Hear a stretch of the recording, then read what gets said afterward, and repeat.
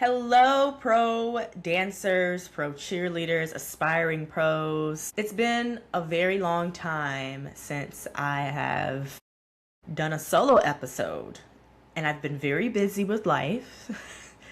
But I wanted to give an update on how I am adjusting to being an NBA dancer, being a honeybee. We're going to get into that in this episode. I feel like it's long overdue because some of you know that I was a former NFL cheerleader. I was a top cat. And then I took about 3-ish years off. Let's see. 2022, 23, 24, 25.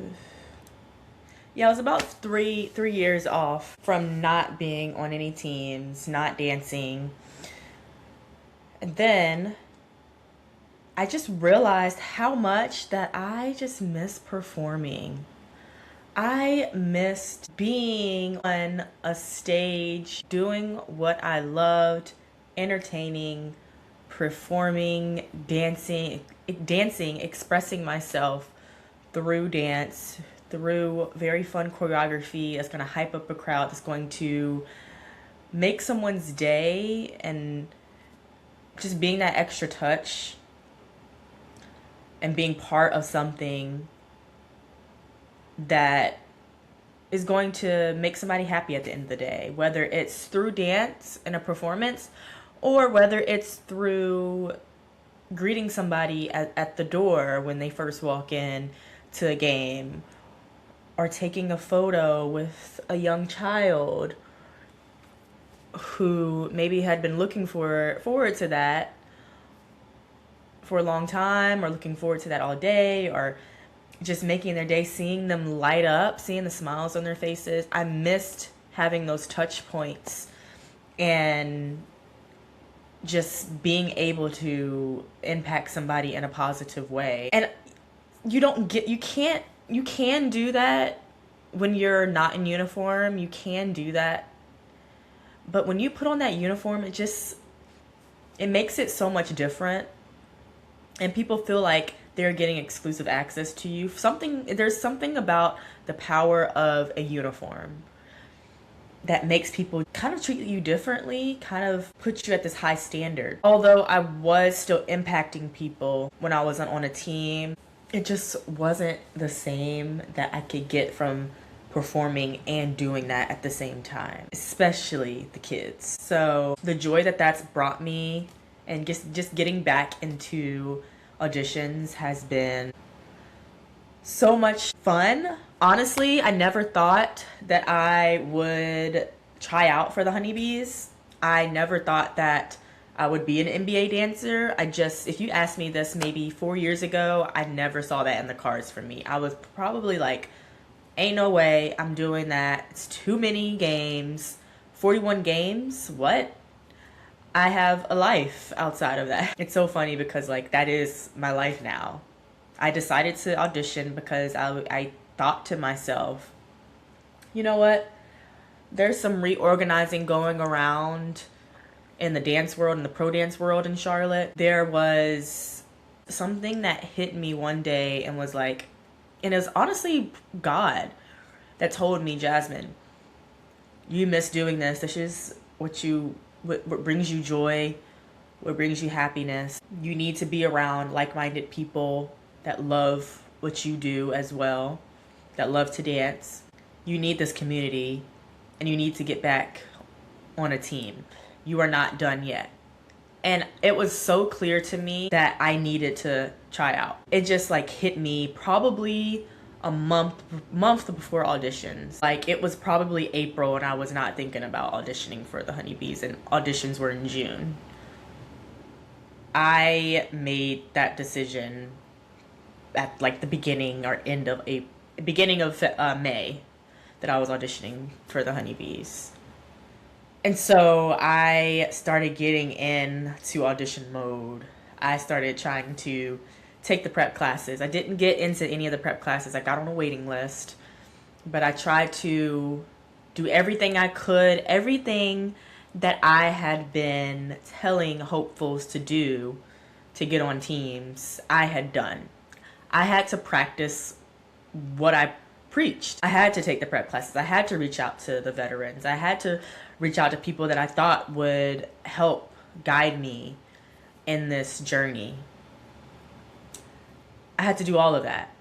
And getting back into it, I was like, okay, I can do this. I know how to do this. I've done this before. This looks familiar. This is different. Oh, but I know this person. I know that person. I know somebody that can do my headshots.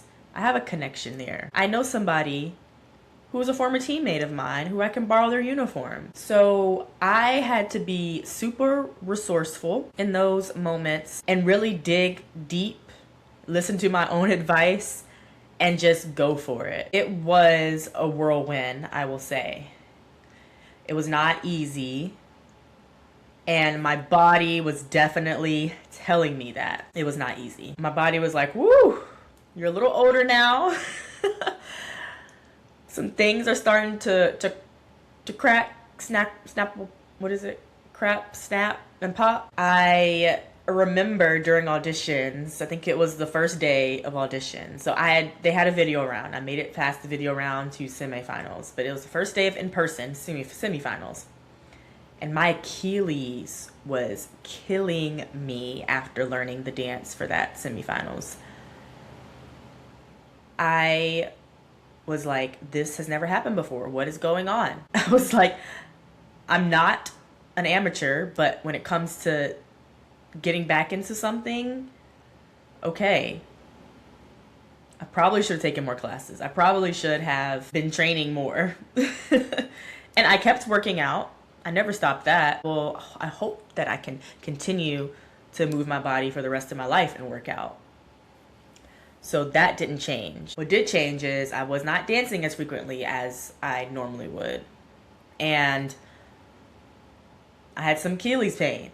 Once I made the team, I had to see a physical therapist for I had some knee pain that I was dealing with. And I had to get exercises to roll out my quads and stretch my calf muscles and do all of that. My body was not in tip-top shape as it was in my 20s. I auditioned in my early 30s as a honeybee. And that's still young. But your body as a woman, and just as a person in general, it changes and evolves over time. I thought I was retired, but I still had something in me telling me it was God calling me to his purpose for me. And I truly believe that dance is part of my calling. It truly does just give me joy. Like, I don't want to ever get to the point where I make dance who I am.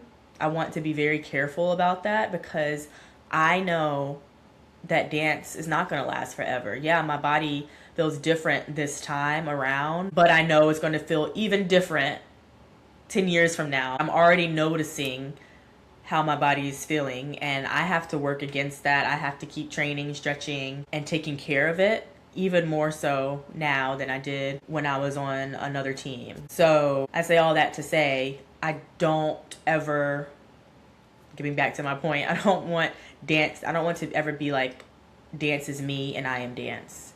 Because I am way more than that. I have other things that I love doing, other projects that I love doing, other roles that I play within my family life and my friends' lives, and just the people, my colleagues, the people that are around me. So I know that although I love dance, I'm not going to be able to do it forever. I'm just not. It's one of those things where you do have to hang it up at some point. And I just wasn't done. It's so funny because my last coach on the Top Cats, when I retired, she said, I just have a feeling that you're not done with dance yet. And she wasn't wrong. She was not wrong at all. Shout out to Shondelay. She was not wrong. I didn't know what opportunity that would have been, but it turned out to be just where my feet were planted.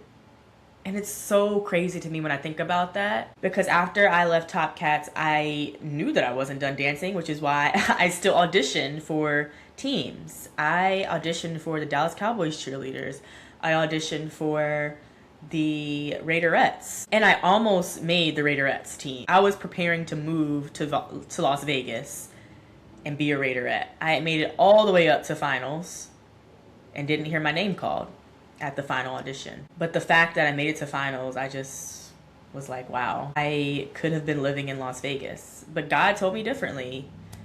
He said, no, you don't belong in Vegas. You belong right where you are, in Charlotte. And it's just funny how life works out. Like, in this season, I needed to be in Charlotte. Personally, I am now an auntie.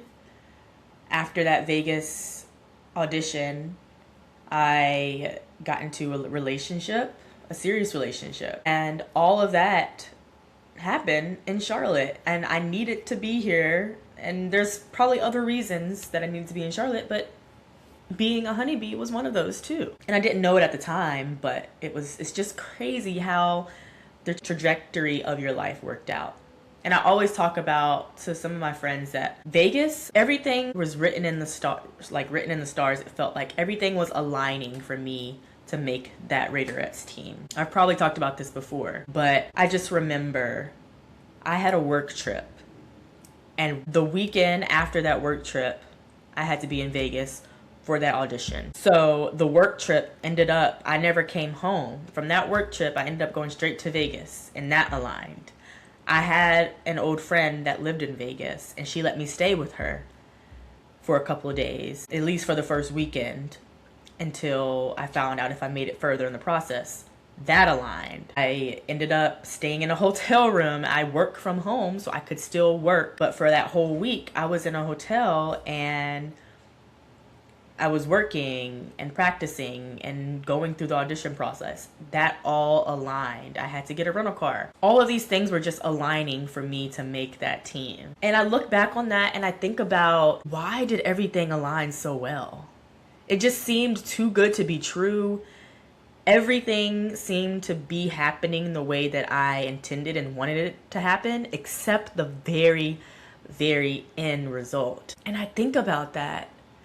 Like, what was God trying to tell me there? Was he trying to say, like, you're so close to dancing again, it's just not here? Like, you enjoy this so much, I'm going to put you through this whole process of dancing and conversing with different women on the other side of the world. It really feels like it's the country, but from North Carolina to Vegas, that's like the other side of the world. I'm going to put you in this situation. I'm going to help you meet other new people that you might have a bond with afterwards, but in this season, you'll never forget about it.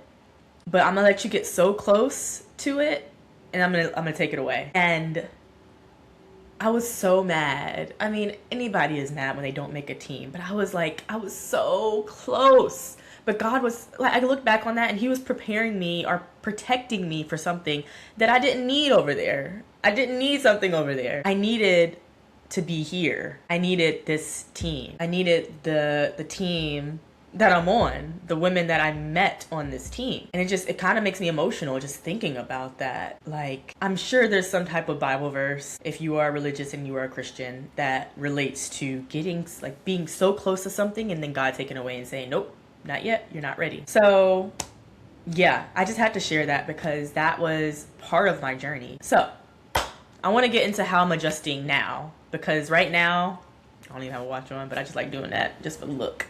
If you're listening, I just like looked at my wrist. You know how people look at their wrist and they're like trying to figure out what time it is, but they don't have a watch on? That was me. So I'm on the team now. Currently it is March. No. Woo, girl.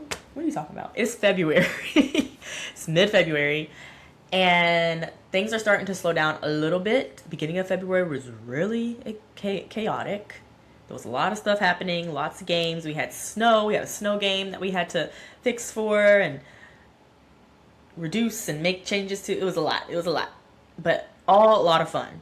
Just a lot on my body, mental, physical, you name it. I want to get into some specific things about NBA dance life that I think are interesting to know. I keep looking up here because like my camera's up there, but I like want to look at you. So I think I'm looking at you here. Yes, it's weird because I want to look at myself. Anyway, so the first thing is being an older dancer on a new team. I think the thing, I don't want to be cliche and be like, well, I bring so much wisdom to the team, which I think I do naturally, but like I do find myself when I see that my teammates are hard on themselves, I'm like, don't be so hard on yourself. It's okay. Like, it's okay if you mess up a dance that you just learned. Yeah, we're human. We're not perfect. And I found myself at the beginning of the season beating up myself because of that, and me feeling slightly inadequate because I was like, oh, I'm older. Like, these girls are hype and chipper and they got so much energy, and I just don't have as much as I used to. And I had to really think about that. And I was going through it towards the beginning of the season because I was just like, is something wrong with me? Like, I don't have it like that anymore. I know I'm a good dancer. I know I'm a great dancer. But something in me kind of had like impostor syndrome. And I had to take a step back and be like, whoa, hold up. Wait a minute. I had to talk to my therapist about it because I was like, you belong here. And she had to tell me that too. And I knew I belonged. I just felt like I had lost it a little bit. And I didn't know what I needed to do to get back, but all I needed was time. That's really all I needed. And with time, I felt like my confidence was coming back and that I don't need to compare. I had to take my own advice and really just push through and know that I'm here for a reason. I'm here because they saw something in me that they wanted to be part of this organization. And so I had to keep reminding myself that, and I had to keep reminding myself of the positive self-talk and not beating myself up about the really small things. And they were very, very small. Like, a lot of my teammates have come from, most recently, college dance teams and studios most recently. And my last time on a college dance team was over 10 years ago, really. And at a studio way longer than that. I was at a studio way before that. And so I just found myself feeling slightly inadequate. And I was like, you never felt this way when you were on another team. So why is this coming up now? And I really had to work through that because I was like, you're older. I found myself not being like hip to certain ways of even like dressing for like dance classes and stuff. Like, I'm a leggings girl. I'm a millennial. So I was like, I'm coming with leggings, but like I saw all these cute like baggy pants and stuff. I'm like, oh wait, that's cute. I like that. That's kind of like the NBA style. And I had to get used to that and kind of adopt that style, while also of course staying true to myself and not going completely far left, because I knew that like if I tried to do that, I mean, I wouldn't do that anyway. So it's just like really small things like that I was like, yikes, this is kind of scary getting back into it. And I think that's with anything. When you don't do something for a while, you kind of have to build up that confidence. And that's what had happened to me. And honestly, still like over halfway through the season, I sometimes find that creeping up. But I think a lot of people on my team find that and maybe go through that too. I also have to remind myself of that. Like, I'm not the only one that's going through that. I can do hard things and I am not the only one. A lot of us have these thoughts. We just don't say them out loud. And I want you to know that it's normal. Yeah, it's normal. What's not normal is staying in it and just letting it consume you. Like, that's when you really have to do some really deep work and self-worth work, which I'm always doing. I just found myself being in my head a lot more than I usually was. It was just all of that. It was like when Simone Biles was talking about her mental blocks.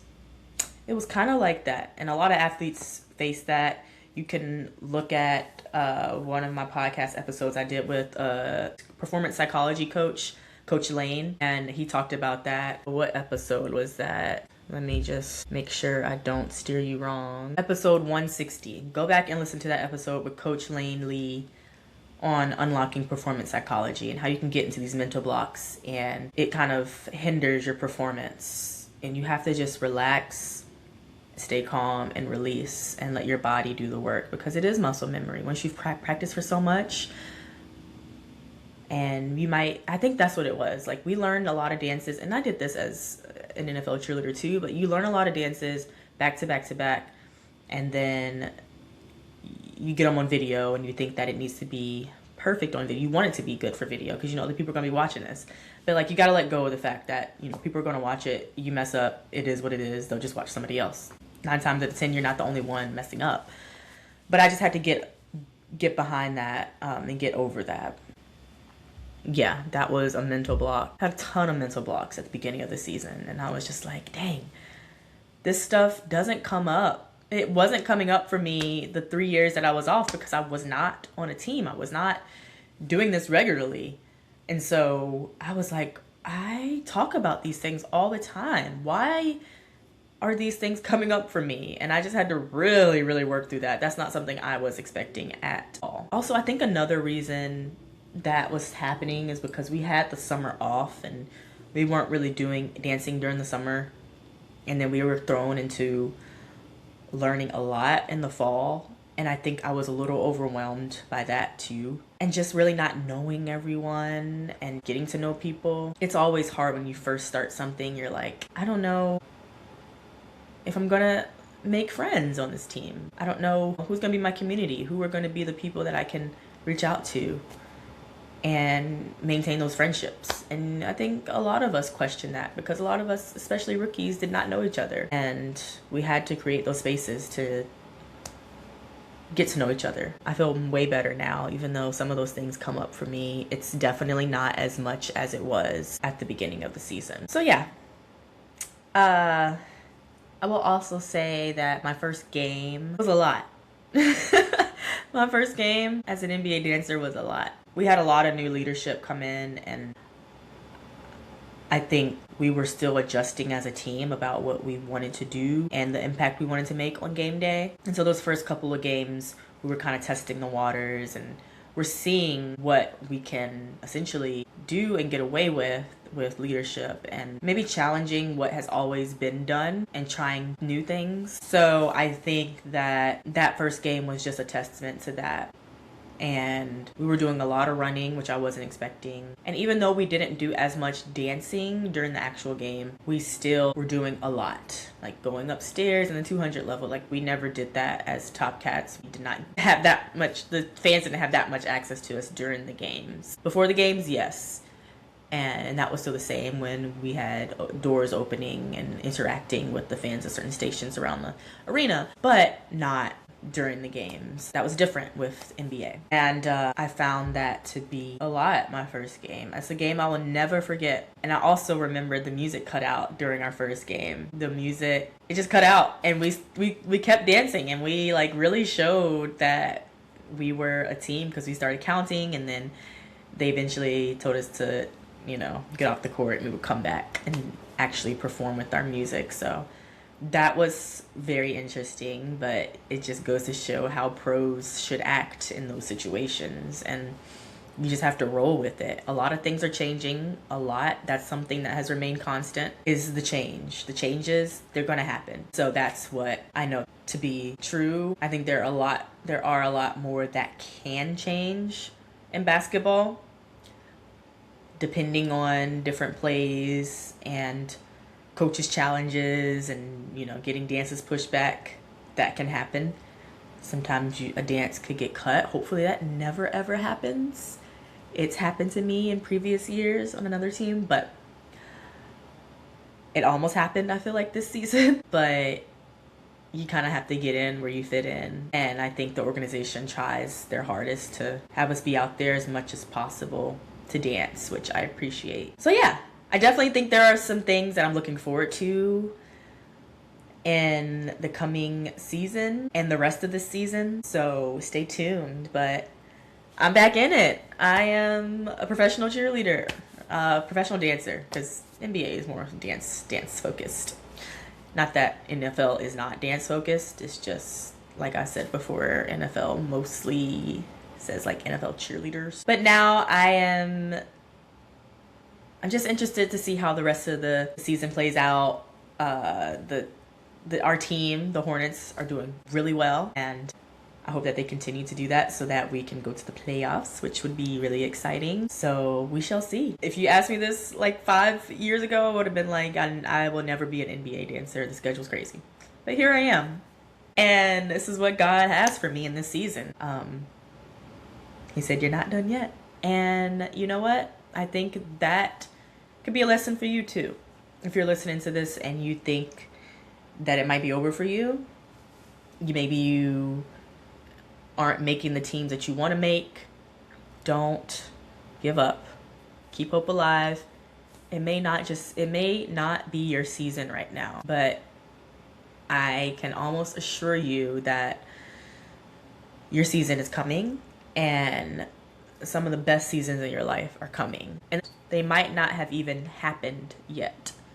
So don't think that it's over for you. If you have a passion for it, if God has called you to do this, then know, like deep down, it will come. And if you are faith-based, and if you are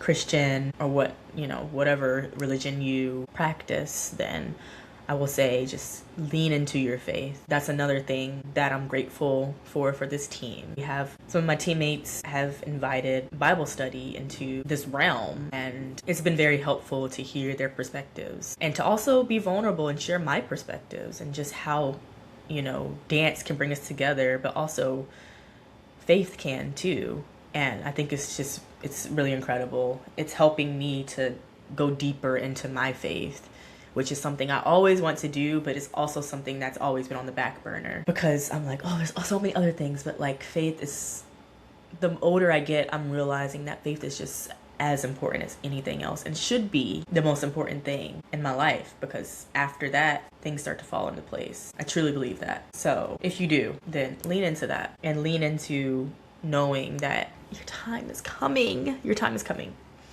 All right, I think that's it. I'm done yapping for today. I haven't done a solo episode in so long, but it's always so much fun to just sit here and talk to you and express my thoughts and feelings. This was off the cuff. I had some bullet points, but I just wanted to share my story and share how things have been. So stay tuned for more episodes and let me know if there's anything that you want me to talk about. You can email me at theprofessionalcheerleader@gmail.com, or you can go to @theprofessionalcheerleader on Instagram, @thepro.cheerleader on TikTok, and send me a DM. I post things there as well. And we can chat. We can chit chat. If there's something that you need to work through, that you need to talk about, that you need some help on or advice, then I am an open book. I want to be that mentor for you. I want to be a helping hand. I want to also pay it forward and share what I have gone through as well.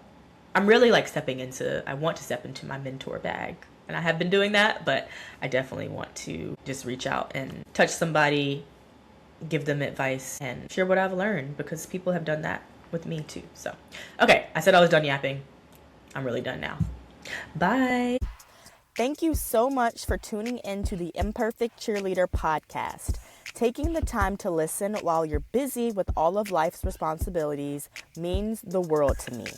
If you enjoyed this episode, here are a few ways you can support ICP. Number 1, hit the subscribe button so you always get newly released episodes and never miss them. Number 2, take a screenshot of the episode you listened to and tag @theprofessionalcheerleader on Instagram. I love to repost your tags and shout you out on stories. And number 3, write a review on Apple Podcasts.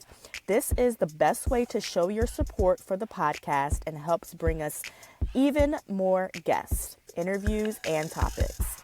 I hope you have a wonderful day and continue to work towards your goals of becoming a professional cheerleader, dancer, or someone who just loves to move, honey. I'll see you next time on another episode of the Imperfect Cheerleader podcast. Bye for now.